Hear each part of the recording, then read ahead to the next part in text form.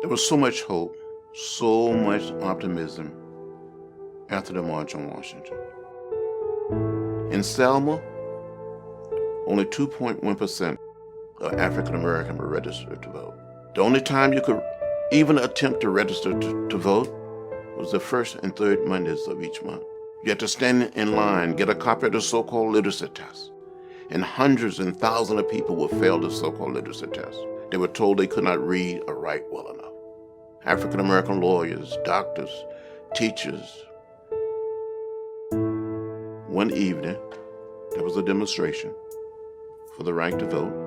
Confrontation occurred, and a young man tried to protect his mother. He was shot in the stomach, and a few days later, he died at the local hospital in Selma. We made a decision to attempt to march from Selma to Montgomery, to dramatize to the nation and to the world that people of color wanted to register to vote. We start walking. We get to the highest point on the Edmund Pettus Bridge. Down below, we saw a sea of blue, Alabama state troopers. We continued to walk, and a man spoke up and said, "I'm Major John Cloud of the Alabama State Troopers. This is an unlawful march. It will not be allowed to continue. I give you 3 minutes to disperse and return to your homes or to your church." And a young man walking beside me by the name of Jose William and said, "Major, give us a moment to kneel and pray before we can pass word back." The major said, "Troopers advance." And you saw these men putting on their gas masks. They came toward us, beating us with nightsticks, tramping us with horses, and releasing the tear gas. I was hit in the head by a state trooper with a nightstick. I thought I saw death. I thought I was going to die. And someone asked me to say something, and I stood up and said something like, "I don't understand it. How President Johnson can send troops to Vietnam and cannot send troops to Selma, Alabama to protect people who only desires to register to vote."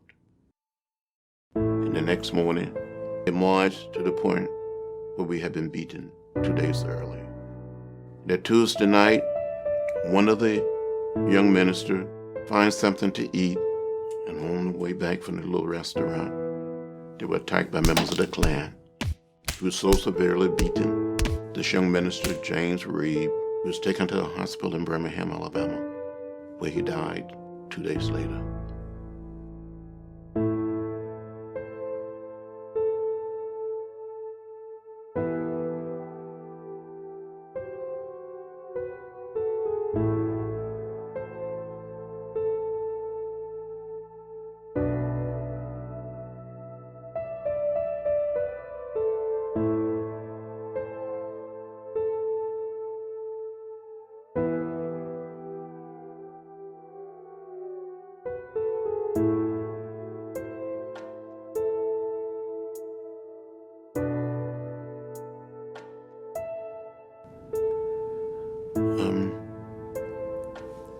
Selma gave us the Voting Rights Act, the way Birmingham gave us the Civil Rights Act, and the March on Washington gave us the Civil Rights Act. If it hadn't been for Selma, hadn't been for the March on Washington,